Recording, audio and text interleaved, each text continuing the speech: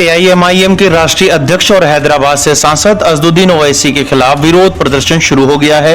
यह विरोध तब शुरू हुआ जब ओवैसी ने शपथ ग्रहण के दौरान जय फिलिस्तीन का नारा लगाया। अखिल भारत हिंदू महासभा ने इस मामले को लेकर ओवैसी के खिलाफ मोर्चा खोल दिया है। महासभा के राष्ट्रीय प्रवक्ता शिशिर चतुर्वेदी के नेतृत्व में दर्जनों लोग लखनऊ के हजरतगंज कोतवाली पहुंचे और विरोध प्रदर्शन किया। प्रदर्शनकारियों ने फिलिस्तीन मुर्दाबाद और अजदुद्दीन ओवैसी मुर्दाबाद के नारे लगाए।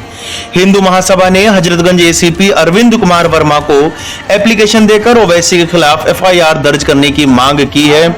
महासभा का कहना है कि ओवैसी के इस बयान से देश की एकता और अखंडता को खतरा है और उनकी संसद सदस्यता को तुरंत खत्म किया जाना चाहिए।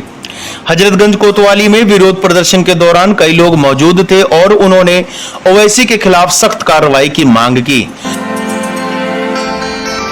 इस घटना ने राजनीतिक माहौल को गरमा दिया है और आने वाले दिनों में इसके और अधिक प्रभाव देखने को मिल सकते हैं।